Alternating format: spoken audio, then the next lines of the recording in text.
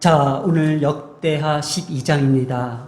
우리 지난주에 11장은요, 분열된 그 왕국을 솔로몬의 아들 르호보암이 다시 되찾으려고 위한 전쟁을 포기하고 대신 남유다를 더욱더 견고한 성읍으로 건축하고 많은 양식과 많은 아내를 두는 지혜로운 정책을 펼쳤다고 성경은 기록하고 있습니다. 자, 과연 이러한 르호보암의 이야기가 12장으로서 끝나는데 그 이유가 더 궁금해집니다. 그래서 12장에서도요, 선지자 스마야, 바로 듣다와 여호와의 뜻을 갖고 있는 여호와께서 들으셨다라는 뜻을 갖고 있는 이 스마야가 하나님의 메시지를 르호보암에게 전달하는 내용으로서 또 르호보암의 반응까지도 우리가 함께 살펴보려고 합니다. 자, 이러한 메시지는요, 오늘날 우리에게도 다양한 방법으로 전달되어지는 그 하나님의 그 메시지를 어떠한 신앙 자세로 받아들일 것인가에 대한 곰곰한 생각이 필요하다고 봅니다. 자, 우리도요, 이러한 르호보암의 메시지를 통해서 하나님께서 우리에게 다양하게 전해주시고 계십니다. 우리가 이 말씀을 들을 때마다 우리는 어떠한 신앙 자세로 들을 것인가, 그리고 어떻게 받아들일 것인가에 대한 생각도 필요하다고 봅니다. 자, 이 본문에 쓰여진 그 목적은 우리가 분명히 알고 있습니다. 하나님께서는요, 그 르호보암이 지었던 죄를 어떻게 하면은 이것을 돌이킬까? 선지자 스마야를 통해서 말씀해 주셨고, 르호보암은 하나님 앞에 스스로 겸비하여 돌이켰다고 합니다. 그리고 이 용서와 또 회복의 은총을 베푸시는 그 하나님의 분명하신 그 구원에 대해서도 성경은 우리에게 말해주고 있다는 겁니다. 1차 독자들에게도요, 회개를 통한 선민 신정 국가의 회복을 촉구하는 내용의 목적이 있습니다. 본문 12장이 지금 열왕기상과 같은 내용의 구조를 가지고 있으나 역대하만 기록한 이 내용에 대해서 우리는 좀 더 살펴보려고 합니다. 자, 하나님께서 르호보암이 죄를 범하였지만 회개하고 돌아올 때에 용서하시고 회복해 주셨는데 바로 그것이 바로 스스로 겸비하여라는 내용이 3번이나 등장합니다.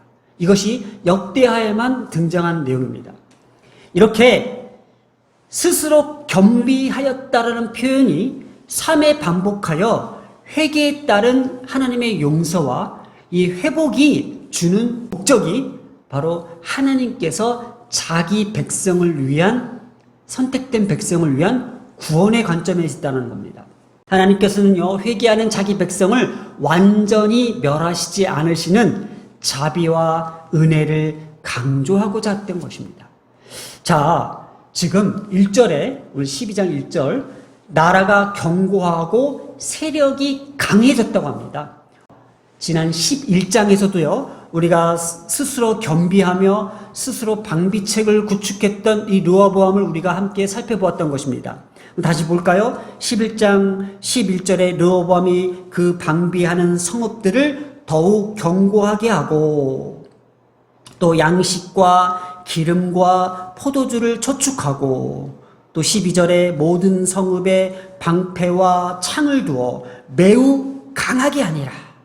매우 강하게 아니라. 그래서 오늘 또 12장 또 1절에도요, 르호보암의 나라가 견고하고 세력이 강해짐에, 자, 여기까지는 좋았어요. 자, 이럴 때에 어떻게 해요? 그가 여호와의 율법을 버리니.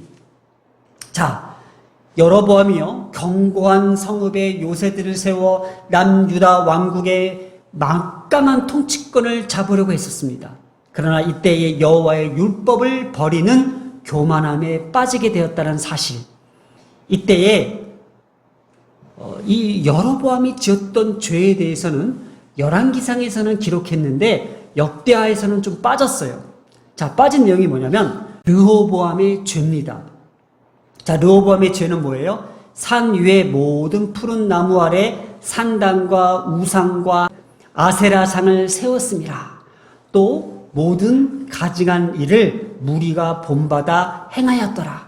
이게 열왕기상 14장에는 이렇게 르호보암의 죄가 낱낱이 고발되고 있는데 역대하에서는 빠져 있습니다. 그냥 그는 율법을 버렸다고만 얘기하고 있습니다. 자, 이 르호보암의 한계를 보여주고 있는 것이 바로 2절입니다. 2절이 여호와께 범죄하였으므로 그가 율법을 버린 후부터 애굽을 통해 남유다를 징계하시고자 하는 하나님의 계획이 담겨져 있다는 거예요. 한번 볼까요? 2절을 그들이 여호와께 범죄하였으므로 르호보암 왕 제5년에 애굽 왕 시삭이 예루살렘을 치러 올라온다고 합니다.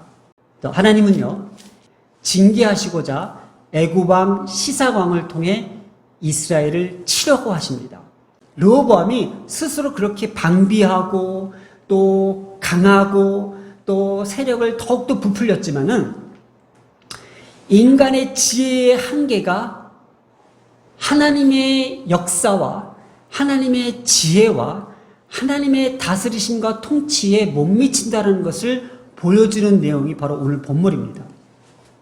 인간이 아무리 스스로 견고하고 방비한다 할지라도 하나님을 의뢰하지 않으면 그가 세운 어떤 방어막도 무용지물이 되어버리고 만다라는 것이 바로 오늘의 메시지라는 거예요. 자, 하필이면 솔로몬이 애굽의 여인을 취해서 정략결혼을 맺었던 그 애굽의 왕 시삭이 르호보암 때에 다시 쳐들어왔다는 것은 참 의미가 있습니다. 이 애굽이라는 것은 원어적 의미로 이 견고한 성을 뜻하는 마초르입니다. 바로 많은 요새들이라는 의미를 내포하고 있다는 것이 바로 애굽이라는 뜻입니다. 하필이면은 르호보암이 자신의 나라를 지키기 위해서 견고한 요새들, 견고한 성읍들을 많이 지었잖아요. 그런데 그거보다도 더 큰 게 몰려왔다는 것이 주고자 하는 메시지인 것 같습니다. 자, 이 열왕기상에서는 또 밝혀지지 않는 이 내용 중에 역대하에만 기록된 것이 바로 이 애굽의 전력입니다. 한번 애굽의 이 전력이 얼마나 어마어마했는지를 지금 역대하에서는 아주 자세하게 기록하고 있습니다. 바로 이 부분입니다. 자, 유다에는 병거가 없었습니다. 그러나 시삭이 끌고 온 병거는 무려 1200승이나 된다고 합니다. 그리고요, 쳐들어온 보병의 수는요, 셀 수가 없을 정도였다고 합니다. 또 정예병들을 비롯하여 주변 국가들, 주변에서 사들인 그 수많은 용병들까지도 동원해서 쳐들어왔다고 합니다.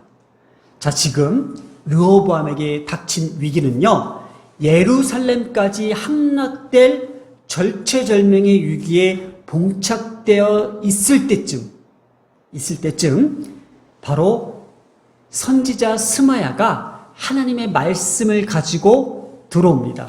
바로 5절입니다. 그때에 유다 방백들이 시삭의 일로 예루살렘에 모였는지라 선지자 스마야가 르호보암과 방백들에게 나와 이르되, 자, 여호와께서 말씀하십니다. 여호와께서 이같이 말씀하시기를 너희가 나를 버렸으므로 나도 너희를 버려 시삭의 손에 넘겼노라 하셨다 한지라. 자, 하나님께서 선지자 스마를 통해서 르호보암에게 경고합니다. 너희가 나를 버렸으므로 나도 너희를 버릴 건데 그것을 애굽 왕 시삭을 통해서 내가 너희를 칠 거야 라는 거예요. 그래도 할아버지 또 아버지로부터 물려 내려왔던 또 그 어떤 믿음의 신앙이 있잖아요. 그래서 회개하기 시작합니다. 그래서 스스로 겸비하여 라는 문구가 3회나 등장합니다. 이렇게 남유다의 회개를 통해서 남유다를 멸하시는데 하나님께서는 그 징계를 멈췄다라는 내용이 오늘의 본문입니다. 그래서 오직 회개만이 하나님의 용서와 회복을 가능하게 한다는 사실도 강조하고 있습니다. 자, 그런데요, 저도요, 수많은 신앙생활을 하면서 말씀을 듣고 또 성경을 읽어봤지만, 이런 표현은 좀 처음이었던 것 같아요. 제 느낌으로는. 물론 하나님께서 이스라엘 역사상 또 성경의 내용 중에서 구원하시는 어떤 강도의 차이는 있습니다. 저희가 조금 구원하여, some deliverance. 그러니까 하나님께서 멸하시지 않고 구원해 주신대요. 그런데 조금, some deliverance. 이 표현이 저는 너무나도 의아했어요. 그래서 주석을 찾아보니까는 영어 본문마다, 영어 성경마다도 다 각기 이런 표현을 썼어요. 자, KJV에는 그러나 나는 그들에게 약간의 구원을 줄 것이다. 또 NIV에서는요, 그러나 그들에게 곧 구원을 줄 것이다. NEV는요, 겨우 벗어나게 하다. 또 공동 번역에서는요, 아슬아슬하게 난을 피하도록 하리라. 이런 표현을 썼다는 거예요. 자, 여기에서 썼던 그 원문 구원은요, 탈출하다, 피하다, 도망하다의 뜻에 어근인 펠레타로 쓰여진 점을 봤을 때에 하나님께서 너무 그 백성들의 안타까움과 저들의 눈물과 저들의 진정한 회개 때문에 저들을 건져 올리시는 것이 아니라 그냥 슬쩍 이렇게 치워준 정도? 야, 내가 이렇게 막아줄 테니까 좀 도망가. 여기에 히브리 원어 카무아트, 적다, 조금의 뜻을 갖고 있는 이 카무아트가 영어로는 a little, a few, 조금, 적게라는 뜻을 갖고 있어요. 그러면 하나님께서는요, 완전한 구원이 아닌 뭔가 맛보기를 주시겠다라는 거예요. 죽지 않을 만큼만 한번 하나님께서 경고를 주시는데 바로 하나님께서는요, 그들이 마땅히 받아야 될 고통은 주시겠다라는 거예요. 이게 카무아트가 내가 너에게 전체가 아닌 마땅히 받아야 될 그 고통의 무게는 너희들에게 줄 거야. 그래서 8절과 9절이 이것을 아주 자세하게 이야기하고 있습니다. 도대체 하나님께서는 왜 카무아트, 왜 조금만 구원하셨을까? 그리고 나머지 하나님께서 완전히 예루살렘을 멸망시키지는 않으시되 어느 정도까지 하나님께서 그 강도를 높이셨는지에 대해서 우리가 지금 8절과 9절을 살펴보면은 유다는 애굽의 공격으로부터 예루살렘 도성과 성전에 엄청난 피해를 당했습니다. 그 내용이 뭐냐면요, 여호와의 전의 보물들과 또 솔로몬 왕궁에 있었던 그 보물들을 모두 빼앗기고 또 그렇게 솔로몬이 애지중지했던 금 방패도 빼앗겼다고 합니다. 이 금 방패는요, 마치 배지 같은 거예요. 상징이에요. 이스라엘의 예루살렘의 그 강인함과 어떤 엄청난 상징성이 있다라는 거예요. 근데 여기에 멈추지 않고요, 또 있습니다. 이때부터 애굽에다가 조공을 갖다 바쳐야 될 속국의 신세로 전락했다라는 거. 이거 사실 조금만 구원하신 거 아니죠? 타격이 크죠? 왜냐? 이렇게 하나님께서는요, 오직 그 고통 가운데 하나님의 그 가치, 하나님의 율법, 하나님을 믿는 그 신앙이 얼마나 소중한지를 온 몸으로 체험하게끔 만드신 것이 아닌가라는 생각에 하나님께서는요, 카무아트, 아주 적게 구원하셨던 것입니다. 자, 이 말씀에서 8절을 우리가 한번 살펴봅니다. 8절에 이런 말씀이 있어요. 그러나 그들이 시삭의 종이 되어, 자, 속국이 되었다고 했잖아요. 나를 섬기는 것과 세상 나라들을 섬기는 것이 어떠한지를 알게 되리라 하셨다. 한번 생각해 봅니다. 우리가 계속 지금 역대하를 시작하면서 지금까지 오면서 솔로몬의 지혜와 또 하나님께서 주시고자 하는 지혜, 바로 세상이 추구하는 지혜와 하나님의 속한 지혜에 대해서 계속 충돌하고 있는 것 같습니다. 왜냐하면 지금 우리가 세상을 살아가면서 잘 먹고 잘 살기에 필요한 것들, 스스로 견고하게 하고 세력을 더욱더 넓히고 더욱더 많은 양식과 포도주와 기름과 또 많은 아내들을 둬야 되는 그러한 그 지혜로움들, 이게 필요해요. 그리고 세상이 이걸 요구하고 있어요. 그러나 지금 제가 계속 역대하를 강조하면서 아니다. 하나님의 속한, 하나님이 다스리시는, 하나님께서만 주시는 그 지혜를 우리가 구해야 된다. 오직 그 지혜만이 우리가 이 세상을 살 길이다라고 계속 충돌하고 있습니다. 그래서 한편으로는 그래, 근데 그것도 좋아. 신앙 안에서 하나님께 주시는 영적인 지혜도 좋고 또 솔로몬의 지혜도 하나님께서 주신 거잖아. 그래서 우리 솔로몬의 지혜도 정말 우리가 같이 함께 사모하고 또 우리가 이걸 함께 구해야 되는 것이 마땅하지 않냐. 그래야지 우리가 부유하고 잘 살 수 있지 않냐라는 것이 또 관점 포인트가 될 수 있습니다. 그런데 오늘 분명하게 하나님께서 이렇게 물어보십니다. 제가 물어본 게 아닙니다. 너희들이 하나님을 섬기는 것과 세상 나라를 섬기는 것을 선택해야 그리고 그것이 어떠한지를 너희가 알게 될 거라고 기록하고 있습니다. 다시 한번 8절을 읽겠습니다. 8절. 그러나 그들이 시삭의 종이 되어 나를 섬기는 것과 세상 나라를 섬기는 것이 어떠한지를 알게 되리라. 어떠한지를 알게 되리라. 오늘의 본문 핵심 주제입니다. 어떠한지를 알게 되리라. 그것을 알게 하기 위해서 어떻게 해요? 캄와트. 적게만 맛보기로만 하나님께서 보여주셨던 심판이 있었어요. 뭐예요? 여호와의 전에 있던 모든 그물과 보물들을 빼앗기고요. 왕궁의 전에 있던 모든 보물들을 빼앗기고요. 그렇게 애지중지했던 부의 상징이었던 그 방패까지도 빼앗기고요. 이제는 속국으로 전락하여 갖다 조공을 바쳐야 될 신세, 바로 세상을 섬기는 자들은 세상에 갖다 바쳐야 될 만한 그런 신세가 되어버렸다는 겁니다. 세상 나라를 섬겼기 때문에 그는 세상을 섬기게 되었다는 겁니다.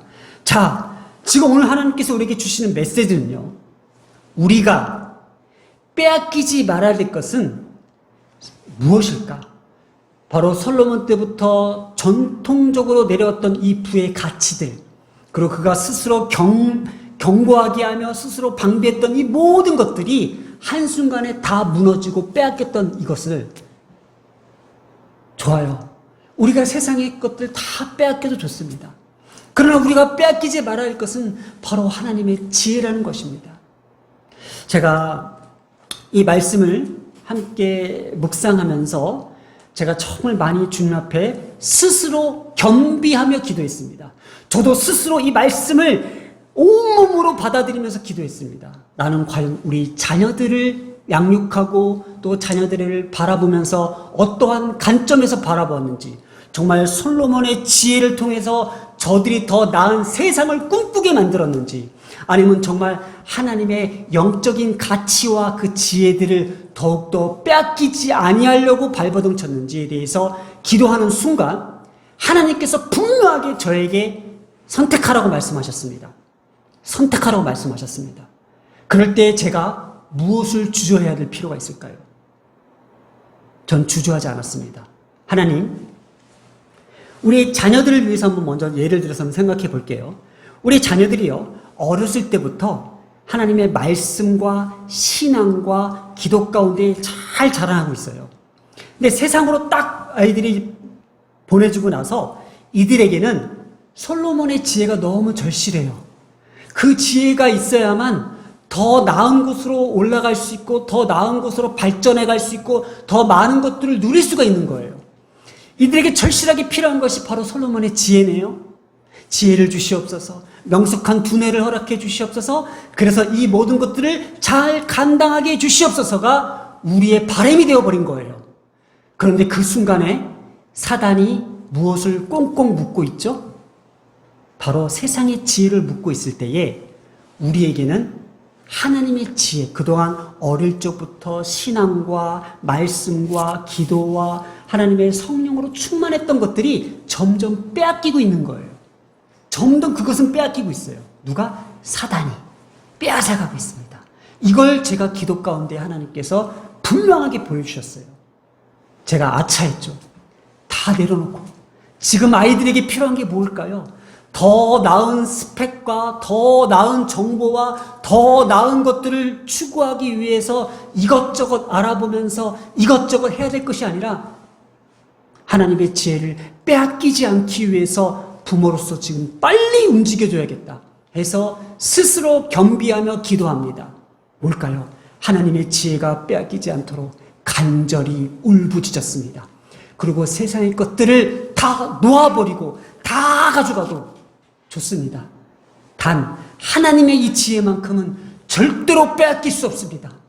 목숨 걸고 사수하겠습니다 해서 선택했습니다. 오늘의 메시지입니다. 내가 선택하는 것에 따라서 어떠한지 알게 되리라. 저는 이걸 절대적으로 믿습니다. 저는 분명히 알고 있습니다. 저는 이 본문을 통해서 내가 선택한 하나님, 내가 선택한 신앙, 내가 선택한 이 목회자의 길에 대해서 저는 한 번도 후회한 적이 없습니다. 그래서 이것이 어떠한 건지 알고 있습니다. 그러나 이것을 우리가 선택을 잘못했을 경우에 어떻게 한지를 알게 된다는 것이 바로 오직 고통 가운데에 하나님의 가치를 온몸으로 체험하게 될 것입니다.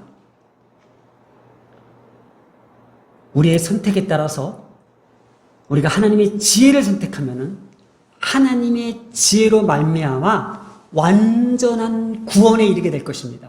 카무아트, 조금 구원에 이르는 것이 아니라 완전한 구원에 이를 것입니다. 우리가 하나님의 지혜와 솔로몬의 지혜를 이렇게 조금 이렇게 서로 이렇게 좋은 것만 윈윈 한다고 생각해 봅시다. 그러면 하나님도요, 카무아트. 그래? 나도 죽지 않을 만큼만 고통 주면서 너에게 조금 구원할 거야. 이렇게 말씀하십니다. 그러나 우리가 완전히 하나님 앞에 굴복하고 하나님의 지혜만이 우리가 살 길이라고 전폭적으로 기도하고 하나님 앞에 헌신할 때에 하나님은 그 하나님의 지혜로 다스리시며 완전한 구원을 우리에게 이루신다는 것이 지금 이 독자였던 이스라엘 백성들에게도 이 말씀을 통하여 깨닫게 하시며 오늘날 우리에게도 하나님의 지혜로 듣는 우리에게도 이 말씀을 통해서 너희가 세상의 지혜가 아닌 하나님의 지혜 아래서 너희들이 하나님의 말씀을 사모하며 그 말씀을 지켜내며 그 예배를 목숨처럼 여기는 그 자녀들에게 반드시 내가 어떠한지를 보여주겠다라고 분명하게 말씀하셨다는 겁니다. 오늘 이 시간 우리가 이렇게 기도했으면 좋겠습니다. 인간은요, 평온하고 형통할 때에 하나님을 섬기는 것에 대한 가치를 깨닫지 못합니다. 그리고 그러한 사람에게 하나님은 형통함과 평온함을 뺏어버리십니다.